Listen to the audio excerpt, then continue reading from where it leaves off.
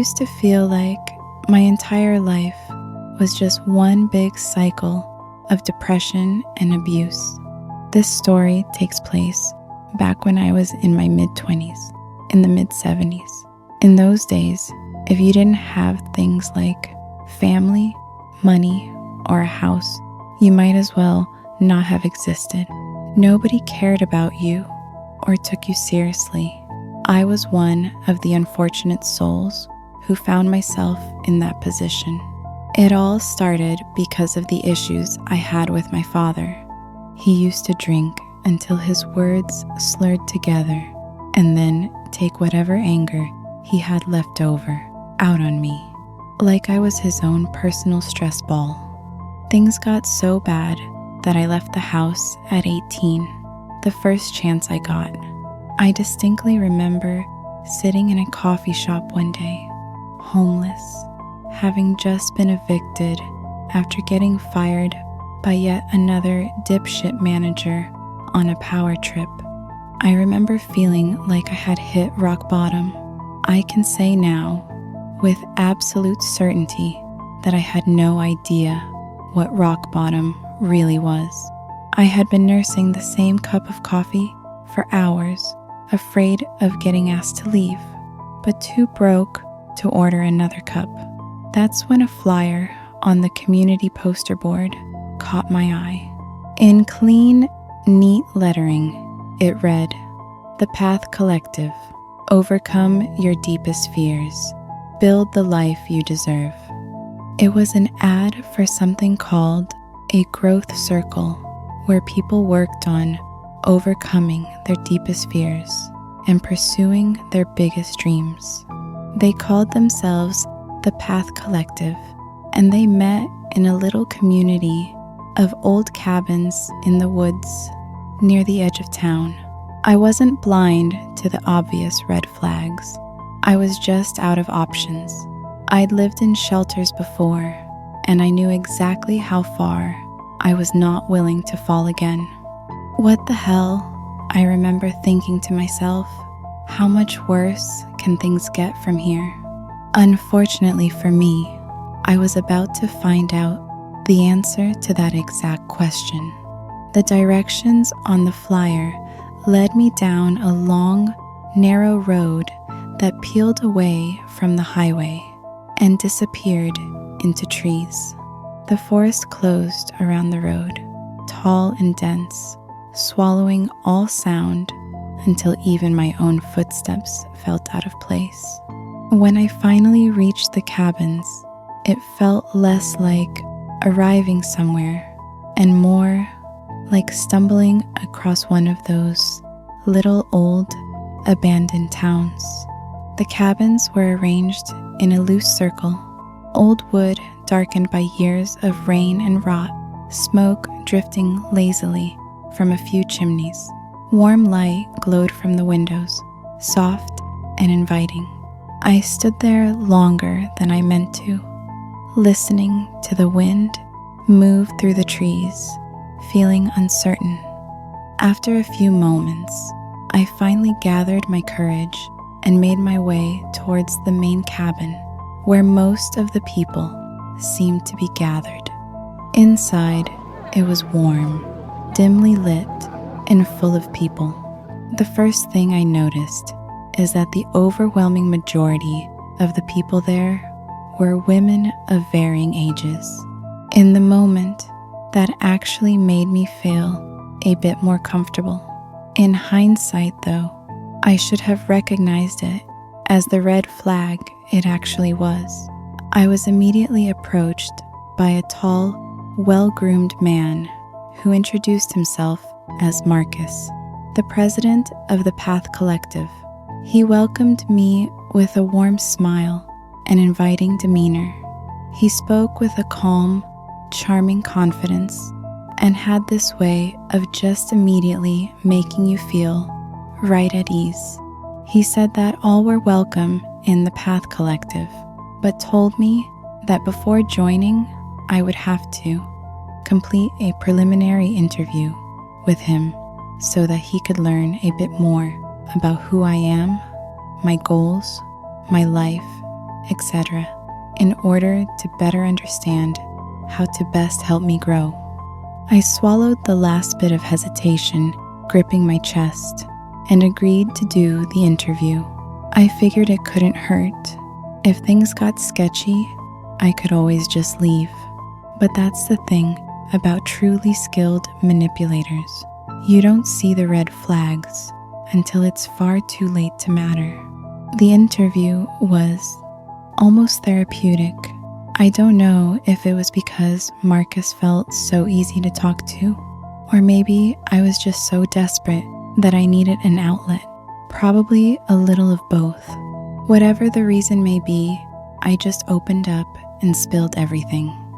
My abusive father and neglectful mother, my cheating ex, an asshole former boss, and most lamentably, my unstable living situation. In the moment, Marcus made me feel heard, validated, and empowered. He told me I was strong for facing all I had gone through and refusing to give in. He said he saw a lot of potential in me and that he was looking forward to helping me grow and discover my true self. I realize now that he was just thrilled to get his hands on a broken girl who had no one else, nothing else. He went on to explain that most of the members lived off-site, but he and a few of the other members lived in the cabins full-time. He said I could stay with them until I got back on my feet. It seemed like a dream come true at the time. I naively agreed, letting the glimmer of hope in my chest and Marcus's smooth talking get the better of me. I should have known it was too good to be true. That night, I attended my first meeting. I remember the heat rushing through my cheeks as I introduced myself in front of everyone. There were about 50 members in total. They each welcomed me casually with a warm smile or brief greeting before moving on. Each of them, that is, except for one. There was a girl there who didn't really fit with the others. She had dark hair and a penetrating gaze that made me feel like she could see right through me and peek directly into my soul. She didn't say anything when I introduced myself. She didn't speak much at all, the whole night, in fact. When she did, it was soft and intentional, choosing her words very carefully. I later learned her name was Erin. Sometimes I'd catch her staring at me with those dark, penetrating eyes, not in a warm way, but not in a cold way either, just watching, like she was analyzing every aspect of my being. Something about that gaze just made me really uncomfortable, but I tried my best to ignore it. As the night went on, I started to get a feel for what these sessions would be like. They talked about fear like it was a choice, something you could sweat out or starve out or burn away. Marcus spoke with absolute confidence, not even an ounce of doubt hidden beneath that strong tone. He said fear was the leash the world used to keep you small, and I felt something twist in my chest when he said it, shuddering as the crystal clear image of my father's ugly sneer filled my mind. It was like Marcus had reached into a place within me that I didn't show anyone. As the days went on, I started getting accustomed to life in the path. At first, all was well. We did group exercises that were designed to help us conquer our greatest fears, physical challenges, or group therapy sessions, things like that. They were demanding, but afterward, I felt powerful, like I had wrestled something ugly and won, and above all, they were effective. During the weekly meetings, members would routinely report the success they'd achieved since joining: promotions at work, strengthening personal relationships, meeting fitness goals. I wanted so desperately to be able to report similar progress in my own life. Marcus noticed me. He said I had a rare hunger that needed direction, that I didn't even know what I was starving for yet, and that when I figured it out, I would accomplish great things. When he praised me, it felt like being seen after years of being invisible. I started wanting that feeling more than I wanted rest, more than I wanted comfort. But as time went on, things started to change slowly, so slowly that I didn't notice when I crossed the line from choosing to obeying. Intense physical challenges like sleep deprivation and fasting became mental sharpening and discipline. Group therapy sessions became more intense. You had to say your deepest thoughts in front of everyone. When one girl cried during a session, Marcus stared at her until she apologized for being weak, and she meant it. We all did. I had slowly become so dependent on Marcus's approval that it felt like an addiction to the most powerful drug in the world. As time went on, I began making my way up the hierarchy of members in the path. That's when he invited me to an exclusive event, a meeting that only his most dedicated members could attend. In the dead of night, I crept into the only cabin I hadn't seen or entered yet. It was tucked away from the others, partially concealed, about a 5-minute walk from camp. The walkway leading to it was barely marked, worn down just enough to suggest it was used, but never spoken about. When I stepped inside, Marcus was already there, along with 12 or 13 of the most active members of the path, those who never missed a weekly meeting, all women in their 20s and 30s. The door closed behind me with a soft click. No one looked surprised to see me. A few of them even smiled at me welcomingly. My first instinct was that I'd misunderstood something, that I was in the wrong place, that this was some kind of mistake that would be corrected any second now. I remember waiting for Marcus to explain it, to tell me this was just another exercise, something I hadn't been briefed on yet. He didn't.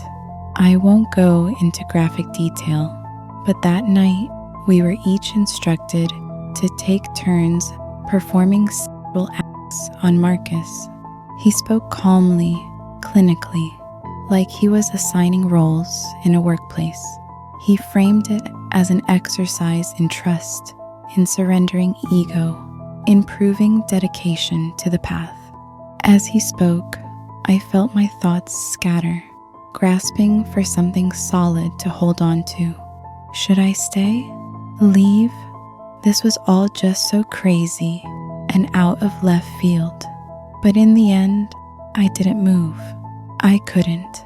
My broken mind was so desperate to make Marcus proud that it wouldn't let me. I watched the others step forward one by one without hesitation. Watched the way Marcus praised them afterward, the way his attention lingered on them like a reward. I felt the familiar tightening in my chest, the fear of being singled out, of being the one who didn't belong, of losing his approval and being quietly cast aside. So when it was my turn, I stepped forward. I did what was asked of me to the best of my ability, and I didn't stop to question it, not because it felt right, but because questioning it felt impossible. In that moment, I would have done almost anything for another hit of his praise. Looking back now, it makes me sick, but feeling bitter won't do me any good now. The next day, Aaron passed me in the narrow dirt walkway between cabins. She didn't stop, didn't even fully turn to face me, but as she brushed past, she murmured, barely louder than the crunch of gravel underfoot. You don't belong in the inner circle. Before I could respond, she was gone. When I turned to look back, she was already out of sight. What the hell? I thought to myself in disbelief. What's her problem? Probably bitter that I got invited to attend an exclusive event and she didn't. But I couldn't stop thinking about it that whole night. How did she even know I got invited? I had no idea, but I wasn't about to let her jealousy ruin this for me. I continued attending the exclusive events regularly, once or twice a week. Before long, Marcus asked to speak to me, said all those who attended the exclusive events had to pass an initiation before being officially accepted as a member of the inner circle of the path. He told me I couldn't keep attending the exclusive events if I didn't do it. I said yes without even knowing what it was.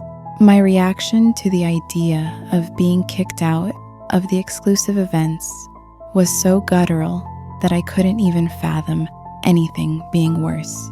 Come the night of my initiation, I was brought before the members of the inner circle, surrounding me as I kneeled before them in the concealed cabin. I remember them rhythmically chanting, "Let go of fear," as Marcus heated a cast iron brand in the fireplace until it glowed a dull orange hue. The first thing I remember is the smell, then the pain, burnt skin, burnt hair.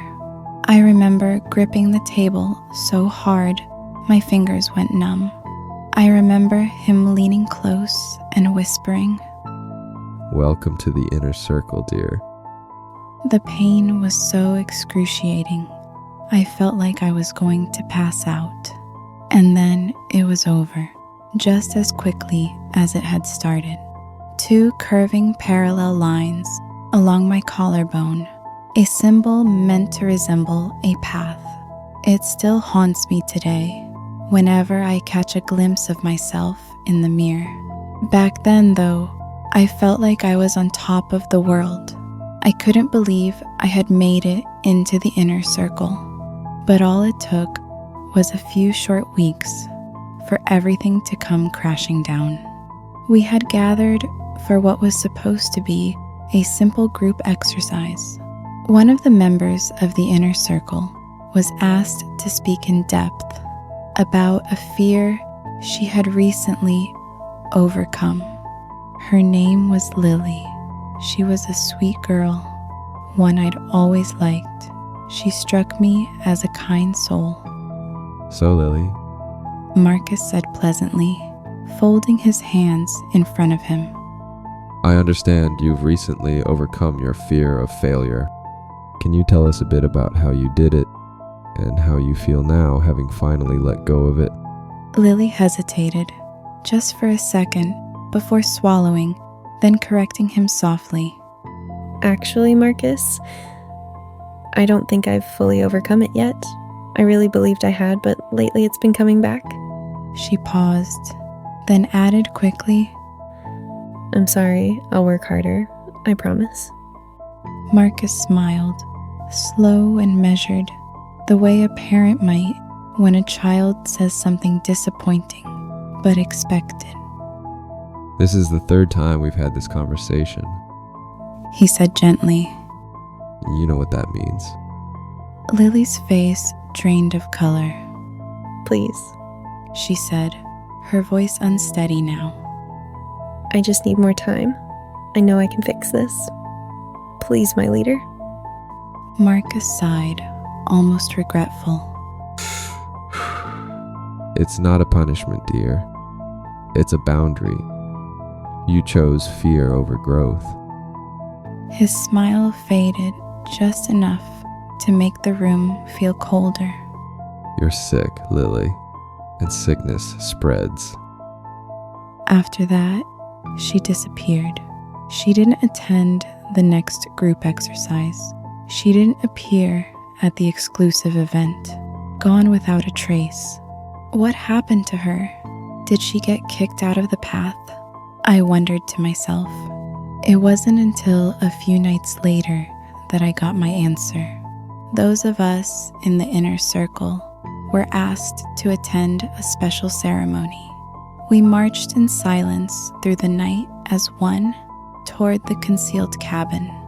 Upon entering, we were greeted by Marcus, along with Lily, gagged and restrained, lying face up, naked, and bound to the bed by her wrists and ankles. She looked pale and malnourished. Tears rolled down her cheeks. It pains me to gather you all here this evening for a reaping. As you all know, this is my least favorite of our traditions, but it is among the most necessary. He looked directly at me as he continued. For those of you who have never attended a reaping before, I warn you, it can be jarring, especially the first time. Just know it is essential in order to maintain purity within the path. Then, pulling a long, sharp hunting knife out of a sheath on his belt, he said calmly, Now then, let's begin. Who'd like to go first? Me, my leader, said Evelyn eagerly. She was one of the most dedicated members of the inner circle. I never liked her. She didn't talk much to anyone other than Marcus, and I always got the impression she got jealous whenever one of the other members would receive his attention. We each took a step in, forming a tight circle around Lily. Evelyn took hold of the knife and stepped forward until she stood directly over Lily's small, meek form, lying restrained and completely helpless on the cold, empty bed beneath her. Slowly, deliberately, not violently, almost gently, Evelyn ran the knife's razor-sharp edge in a straight line, directly across Lily's stomach, leaving a single deep cut. Lily's eyes went wide, and the tears began streaming down her cheeks, like two little rivers, as she struggled against her restraints and bit down hard on her gag. I couldn't bear to look her in the eye. One by one, each person stepped forward, repeated this action, then stepped back. Lily was shaking, pale, her eyes finding mine every time someone moved away. She stared at me with this desperate pleading gaze. The image of those eyes will be forever burned into my memory until the day that I die, embedded deeper than the path symbol branded into my collarbone. When it was finally my turn, my hand wouldn't move. It's impossible to describe what goes through your head when your mind has been broken, twisted, and manipulated in the way that mine had been. Decisions that seem so obvious now didn't even feel worth considering back then. But underneath it all, something deep down in the core of my being just wouldn't let me do it. I'd love to tell you it was a decision born out of defiance and bravery, but honestly, it was more like I had just shut down completely. Like my mind had become so broken, it refused to act. I dropped the knife. I can't, I sputtered, tears streaming down my cheeks now. Marcus didn't yell. He picked up the knife silently and ended it quickly, making the final cut himself. Shock ran through me as I stared deep into Lily's dying eyes. I watched helplessly as the life drained slowly out of them, little by little, until there was nothing left. When it was over, Marcus turned to look me directly in the eye. His gaze had lost its usual charming warmth and taken on an icy contempt. Fear has claimed you, my dear. He said, with cold disdain. After that, I was taken away. They locked me in a room with no windows, no clock, no voices except my own. Nobody came to feed me or give me water. There was just nothing. There I was, left to fester in maddening silence and solitude, knowing exactly what fate awaited me, but not knowing when it would come. I have no idea how long I was there. Time felt like it had melted. Sometimes I thought I heard footsteps, but I couldn't tell if they were real or just my mind playing tricks on me. Each night, I prepared myself emotionally to hear the door creak open and see Marcus standing on the other side of the doorway, rope and gag clutched tightly in his fists. That image still haunts my dreams to this day, until one night it finally happened. My heart caught in my throat as I heard the door creak open slowly. I braced myself, squeezing my eyes shut and accepting my fate. Except when I opened them, it wasn't Marcus standing over me. It was Erin. She didn't say my name. She just handed me clothes and a pair of shoes. You have to go. She said, low and urgent.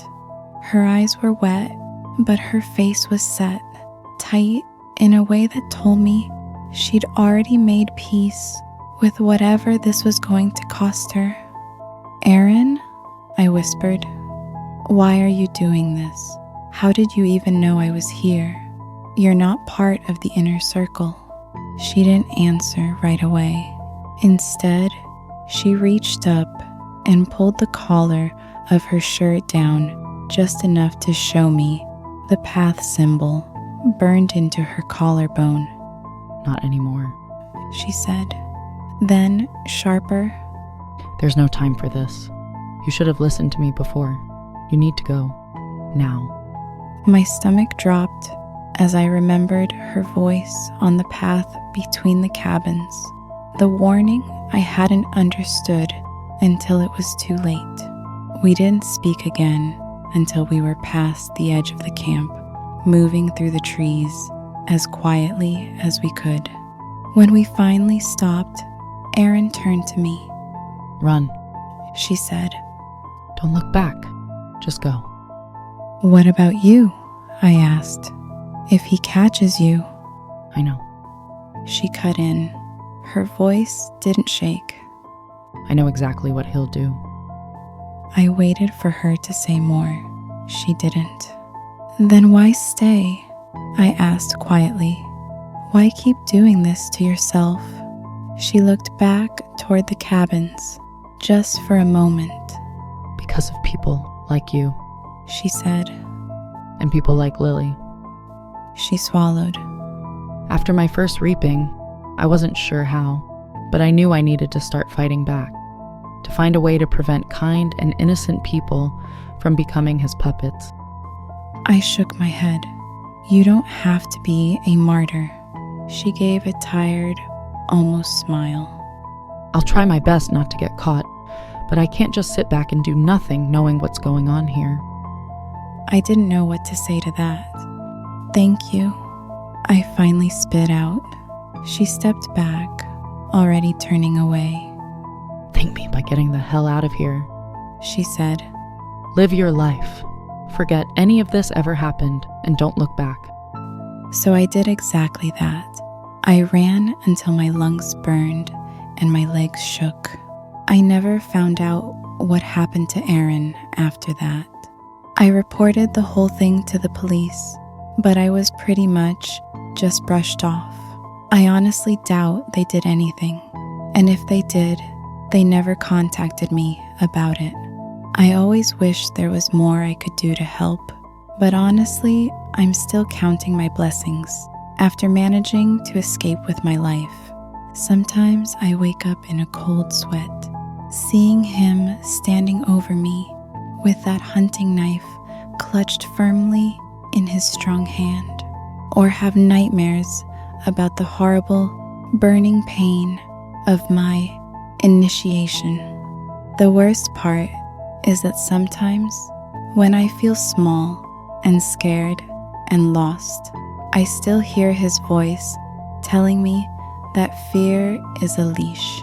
He used to make me feel like I could do anything. Now I feel like it's him holding that leash, still wrapped firmly around my neck.